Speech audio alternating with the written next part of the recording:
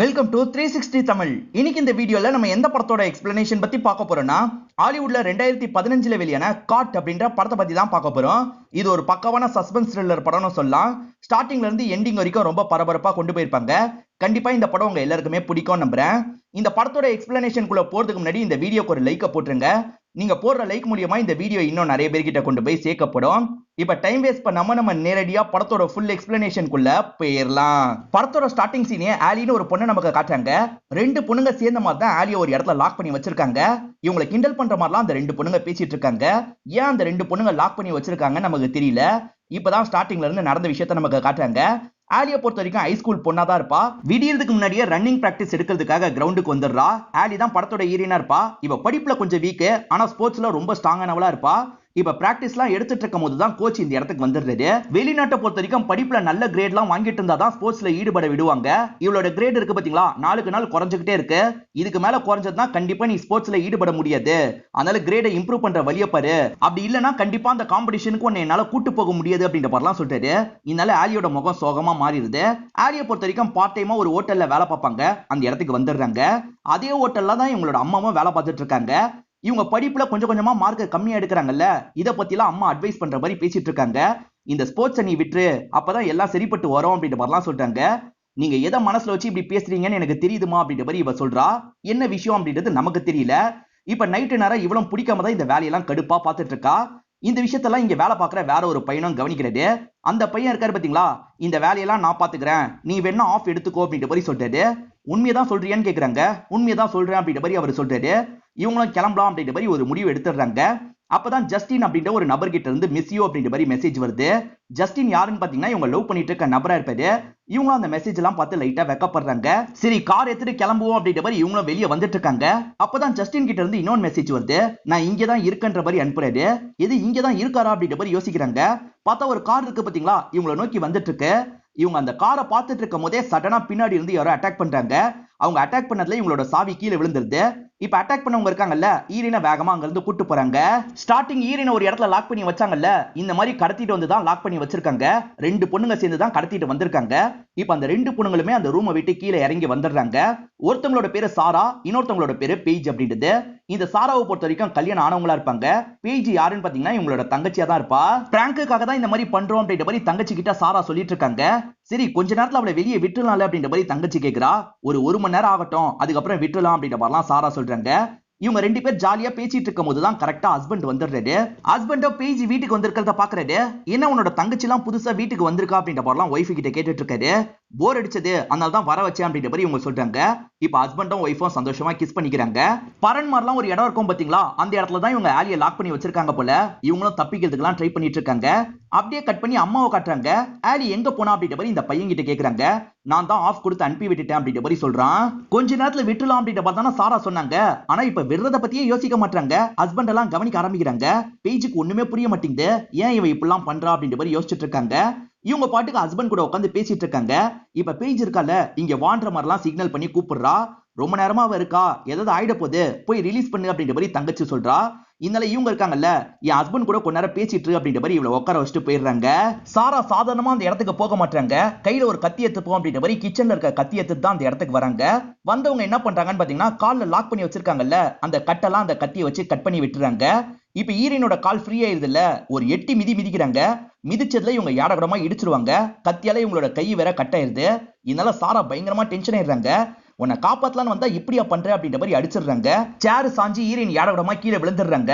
அவங்க கீழே விழுந்த சவுண்ட் கீழே இருக்க ஹஸ்பண்டுக்கு கேக்குது, பக்கத்துல இருக்க பேஜுக்கும் கேக்குது இல்ல. அதனால பேஜ் நான் பாத்துட்டு வரேன் அப்படின்ற மாதிரி வேகமா இந்த இடத்துக்கு வந்துடுறா. அப்பதான் இவங்க கையில அடிபட்டு இருக்கிறது தெரிய வருது. என்னாச்சு அப்படின்ற மாதிரிலாம் அக்கா கிட்ட கேட்டுட்டு இருக்கா. அவளை காப்பாத்த தான் போன, எட்டி மிதிச்சிட்டா, அதனால தான் காயம் ஏற்பட்டது, கோவத்துல அடிச்சிட்டேன் அப்படின்ற மாதிரிலாம் சொல்றாங்க. இது கோவத்துல அடிச்சிட்டியா? நம்ம பிராங்குக்காக தான் இந்த விஷயத்த பண்றோம், ஜாலிக்காக தானே பண்றோம், இவ்வளவு சீரியஸா எதுக்காக எத்துக்கிற அப்படின்ற மாதிரி கேக்குறா. இந்த இடத்துல தான் ஒரு பிளாஷ்பேக் நமக்கு காட்டுறாங்க. ஜஸ்டின் இருக்காரு பாத்தீங்களா, ஃப்ரெண்ட்ஸ் கூட ஒரு ஹோட்டலுக்கு வந்திருக்காரு. அந்த ஹோட்டல்ல தான் ஈரன் வேலை பாக்குறாங்க. என்ன வேணும் அப்படின்ற மாதிரிலாம் ஆர்டரை கேட்டுட்டு இருக்காங்க. ஜஸ்டின் இருக்காரு பாத்தீங்களா, எல்லாரும் முன்னாடியும் ஜாலியா இவங்க கிட்ட பேசிட்டு இருக்காரு. அதே மாதிரி எனக்கு சால்ட் கொஞ்சம் வேணும் அப்படின்ற மாதிரி சொல்லிட்டாரு. சரி சார் எடுத்துட்டு வரேன் அப்படின்ற மாதிரி இவங்களும் எடுக்கிறதுக்காக போறாங்க. இப்போ ரூம்ல எடுத்துட்டு இருக்கும் போது இவர் பின்னாடி வந்து சடனா கிஸ் பண்ண ஆரம்பிக்கிறாரு. இவங்களும் சந்தோஷமா சிரிக்கிறாங்க. ஆக்சுவலா இவங்க ரெண்டு பேருக்குள்ள ரொம்ப நாளா பழக்கம் போயிட்டு இருக்கு. ஜஸ்டின் இருக்கார்ல, கல்யாணம் ஆகாதவன் அப்படின்ற பார்த்தா இவங்க கிட்ட பழகிட்டு இருக்காரு. இவங்க கிஸ் பண்ணிட்டு இருக்கும்போது கரெக்டா அம்மா இந்த இடத்துக்கு வந்துடுறாங்க. பார்த்து பயங்கரமா ஷாக் ஆயிடுறாங்க. இங்க எதுவும் சொல்லக்கூடாதுன்றதுக்காக அமைதியா கிளம்பிடுறாங்க. ஈரினும் ஆடி ஆடி கண்ணுல இருக்க கட்டை கழட்டிடுறாங்க. அப்பதான் பக்கத்துல இவங்க பேக் இருக்கிறது தெரிய வருது. எப்படியாவது அந்த பேக்ல இருக்க போன் எடுத்து கால் பண்ணும் அப்படின்ற மாதிரி தவண்டு தவண்டு அந்த இடத்துக்கு வரதுக்கு ட்ரை பண்ணிட்டு இருக்காங்க. சாரா என்ன சொல்றாங்கன்னா, நீ போய் அவளை ரிலீஸ் பண்ணிடு அப்படின்ற மாதிரி சொல்றாங்க. பேஜும் சரின்ற மாதிரி அந்த இடத்துக்கு கிளம்ப ஆரம்பிக்கிறாங்க. அப்படியே கட் பண்ணி ஈரினை நமக்கு காட்டுறாங்க. தவண்டு தவண்டு பேக் இருக்கிற இடத்துக்கு வந்துடுறாங்க. இவங்க போன் எடுத்து வேகமா இவங்க ஜஸ்டினுக்கு கால் பண்றாங்க. ஜஸ்டின் கீழே தானே இருக்காரு. அவர் சைலண்ட்ல போட்டு வேலை பார்த்துட்டு இருக்காரு. அதனால போன் அடிக்கிறத கவனிக்க மாட்டாரு. இவங்க என்ன பண்றாங்கன்னா, வாய்ஸ் நோட்டாவது போடலாம் அப்படின்ற மாதிரி அவருக்கு வாய்ஸ் நோட்லாம் போட்டுட்டு இருக்காங்க. இந்த சமயம் தான் இவருக்கா பாத்தீங்களா கட்டை கழட்டி கூட்டு போலான்ற மாதிரி வரா.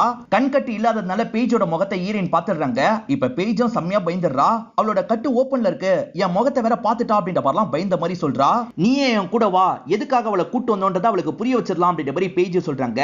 ஆனா சாரா என்ன சொல்றாங்கன்னா, அவசரப்படாத, அவளால எனக்கு காயம் ஏற்பட்டுக்கல, பதிலுக்கு நம்மளும் ஏதாவது காயத்தை ஏற்படுத்தணும் அப்படின்ற மாதிரிலாம் வில்லத்தனமா பேசுறாங்க. இதெல்லாம் பார்க்கும்போது பேஜுக்கு ரொம்ப பயமா இருக்கு.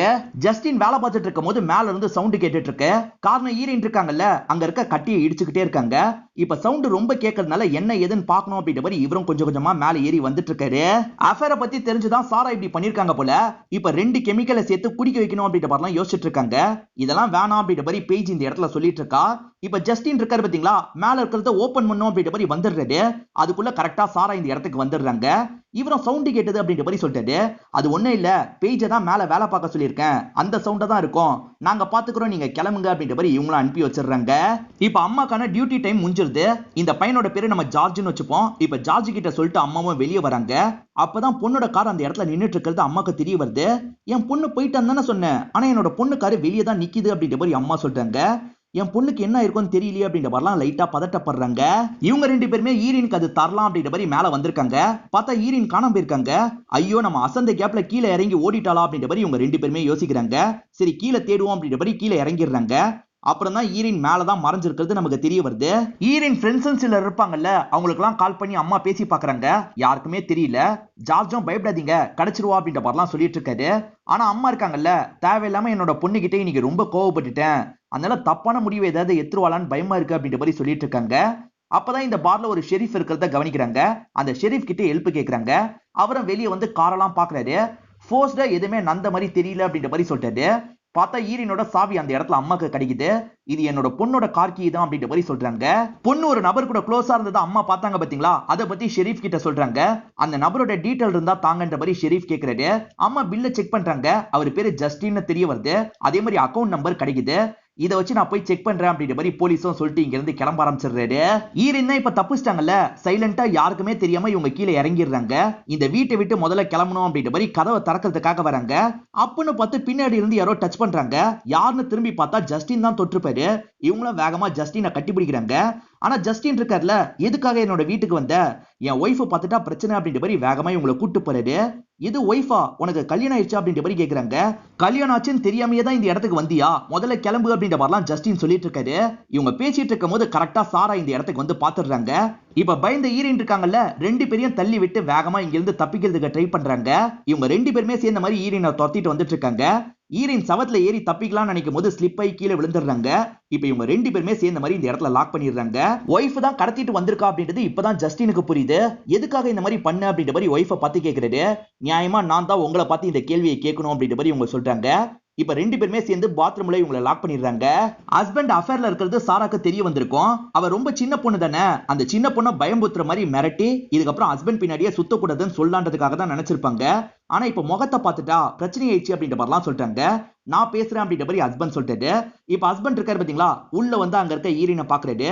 என்னை ஏமாத்திட்டீங்கல்ல அப்படின்ற மாதிரிலாம் ஈரின் சோகமா சொல்லிட்டு இருக்காங்க. இவங்க கால் பயங்கரமா அடிபட்டுக்கல, அதுக்கான மாத்திரையை தரணும் அப்படின்ற மாதிரி இவரும் மாத்திரையை தந்துடுறாரு.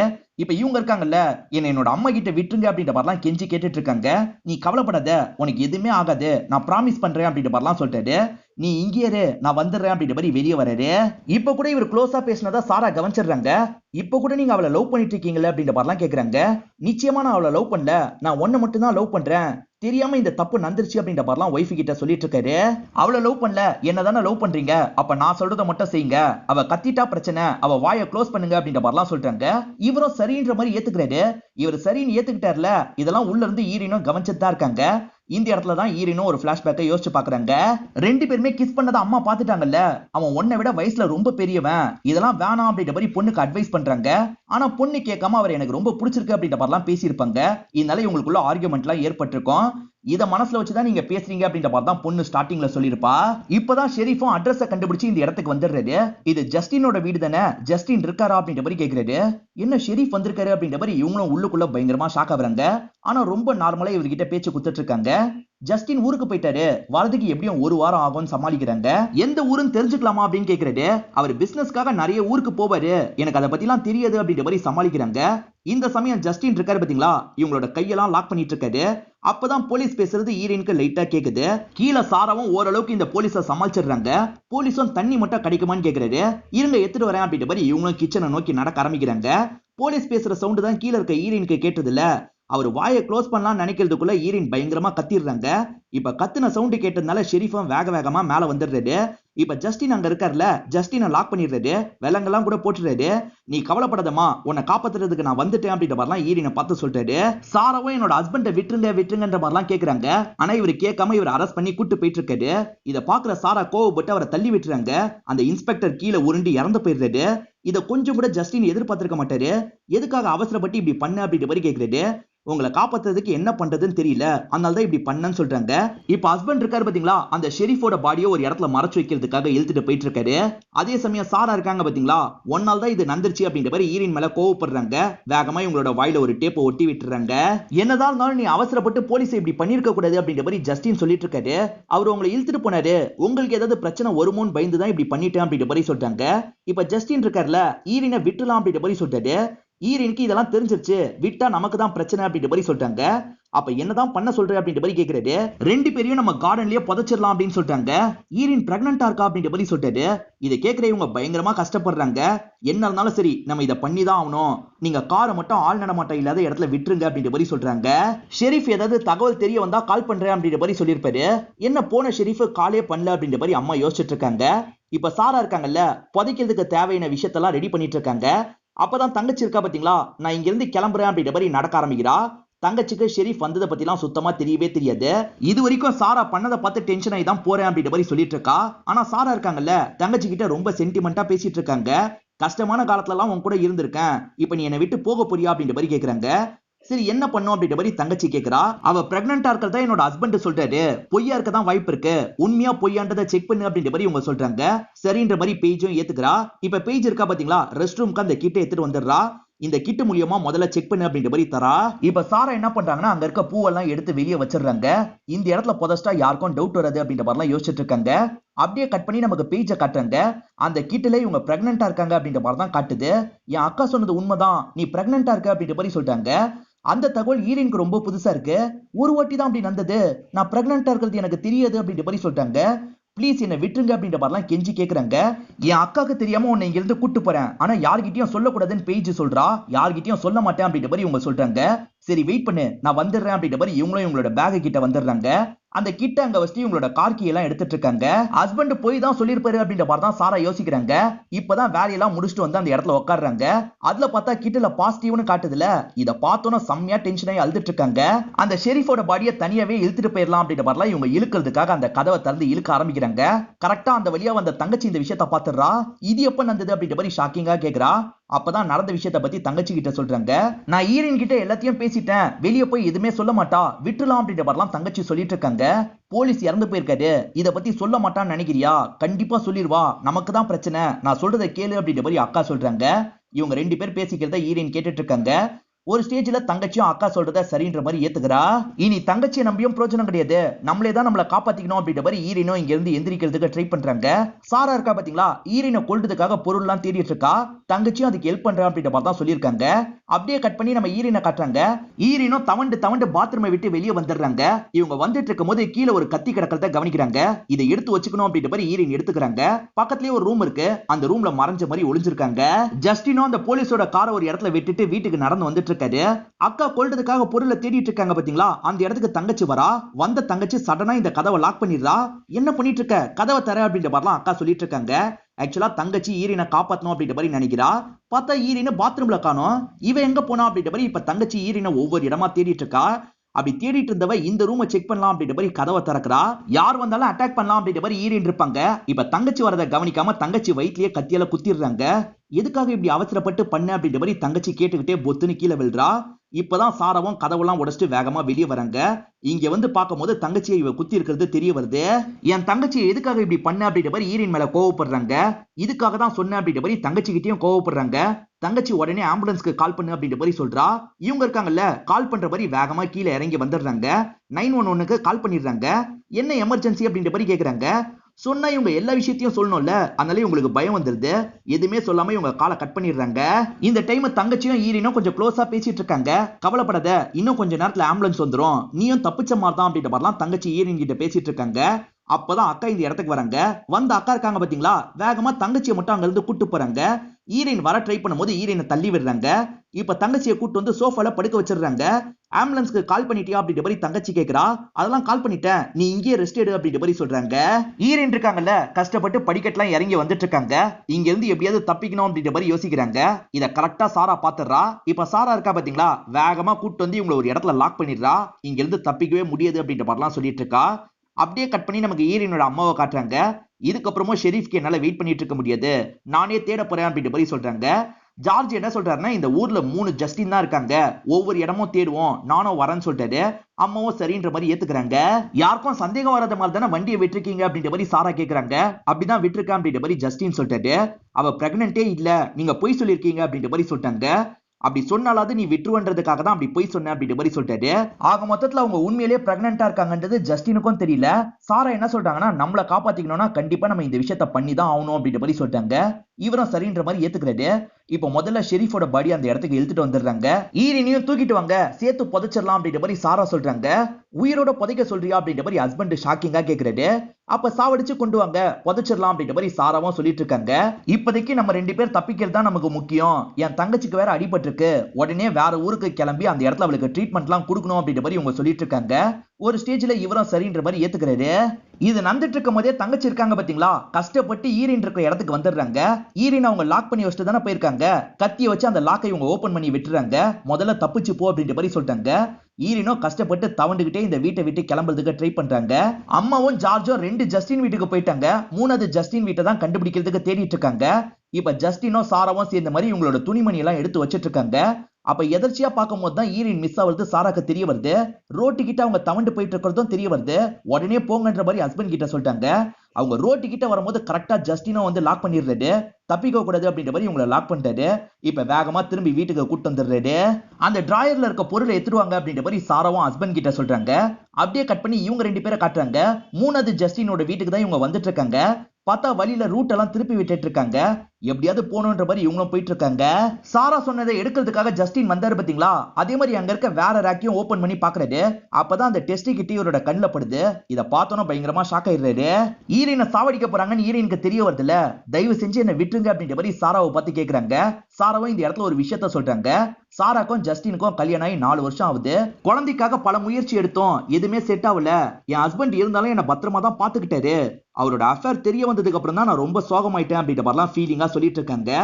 இந்த கதையில நான் தான் வில்லி மாதிரி தெரிவேன், ஆனா உண்மையான வில்லி யார் தெரியுமா, நீ தான். ஏன்னா என்னோட ஹஸ்பண்ட் என்கிட்ட இருந்து பிரிக்க ட்ரை பண்ணது நீ தான் அப்படின்ற மாதிரி சொல்றாங்க. உங்க ஹஸ்பண்ட் கல்யாணம் ஆனதை பத்தி சொல்ல, நியாயமா பார்த்தா உங்க ஹஸ்பண்ட் தான் தப்பு பண்ணிருக்காரு அப்படின்ற மாதிரி இவ சொல்றா. இதனால டென்ஷன் ஆன சாராவும் கையில வச்சிருக்க கெரோசின் கேனை வச்சு இவளை அடிக்கிறதுக்காக வராங்க. ஆனா இவ இருக்கா பாத்தீங்களா, அது எட்டி மிதிச்சிடுறா. அது கீழே விழுந்திருக்கும் போது கரெக்டா டேபிள்ல இருக்க கேண்டில் எல்லாம் தள்ளி விடுறா. கேண்டில் கெரோசின்ல பட்டதுனால அந்த இடம் எரிய ஆரம்பிக்குது. இத பாக்குற சாராக்கு ஒண்ணுமே புரியல. ஹஸ்பண்ட கூப்பிடணும் அப்படின்ற மாதிரி வேகமா மேல வந்துட்டு இருக்காங்க. ஹஸ்பண்ட் இருக்காரு பாத்தீங்களா, அந்த டெஸ்ட் கிட்ட காட்டுறாரு. அவ உண்மையிலேயே பிரெக்னன்ட்டா இருந்திருக்கா அப்படின்ற மாதிரி சொல்றாரு. ஆமா, நான் உங்ககிட்ட உண்மையை மறைச்சிட்டேன், முதல்ல அந்த நெருப்பு அணைக்கிறதுக்காக வாங்கன்ற மாதிரி ஹஸ்பண்ட கூப்பிட்டு இவங்களும் கீழே இறங்கி வந்துட்டு இருக்காங்க. தங்கச்சி இருக்கா பாத்தீங்களா, நெருப்பு எரியறதுக்கு ரொம்ப தள்ளி தான் ஒரு இடத்துல இருப்பா. இவங்க கீழே வந்து அந்த நெருப்பு அணைக்கிறதுக்காக ட்ரை பண்றாங்க. அப்பதான் ஈரின் அந்த இடத்துல மிஸ் ஆகுறது இவங்களுக்கு தெரிய வருது. ஈரின் இருக்காங்கல்ல, தங்கச்சி இருக்கிற இடத்துக்கு வந்துருவாங்க. தங்கச்சியும் காப்பாத்தி கூட்டு போனோம் அப்படின்ற மாதிரி கஷ்டப்பட்டு காப்பாத்தி கூட்டு போறாங்க. இவங்க 2 பேருமே நெருப்பு அணைக்கிறதுக்கு ட்ரை பண்ணிட்டு இருக்காங்க. அந்த கேப்ல இவங்க 2 பேர் இருக்காங்கல்ல, ஜன்னல் வழியா வெளியே போயிடணும் அப்படின்ற மாதிரிலாம் ட்ரை பண்ணிட்டு இருக்காங்க. இவங்க ட்ரை பண்ணிட்டு இருக்கும்போது கரெக்டா இவங்க 2 பேரும் இந்த இடத்துக்கு வந்துடுறாங்க. பொண்ணை பார்த்தோன்னா அம்மா சந்தோஷப்படுறாங்க. வேகமா இவங்க 2 பேரையும் வெளியே கொண்டு வராங்க. ஜஸ்டின் சாராவால நெருப்பு அணைக்கவே முடியல. அதே மாதிரி தங்கச்சி எங்க அப்படின்ற மாதிரி ஒண்ணுமே புரியாம சாரா யோசிச்சுட்டு இருப்பாங்க. அதுக்கப்புறம் தான் ஈரின் காப்பாத்தி வெளியே கூட்டு வந்திருக்கிறது இவங்களுக்கு தெரிய வருது. இதை பாக்குற இவங்களுமே ரொம்ப ஆச்சரியப்படுறாங்க. இவ்வளவு நந்ததுக்கு அப்புறமா எப்படி என்னோட தங்கச்சியை காப்பாத்தின அப்படின்ற மாதிரி கேக்குறாங்க. ஏன்னா உங்க தங்கச்சி ஸ்டார்டிங்ல இருந்து என்ன காப்பாத்த ட்ரை பண்ணா, அதனால தான் அப்படின்ற மாதிரி ஈரின் சொல்றாங்க. இப்ப தகவல் கேள்விப்பட்டு போலீஸ்லாம் மொத்தமா இந்த இடத்துக்கு வந்துடுறாங்க. வந்தவங்க என்ன பண்றாங்கன்னா ஹஸ்பண்ட் ஒய்ஃப் 2 பேரையும் அரெஸ்ட் பண்ணி கூட்டு போறாங்க. இவங்களும் எரிஞ்சிட்டு இருக்க அந்த பில்டிங்கே சோகமா பார்த்துட்டு கிளம்புறாங்க.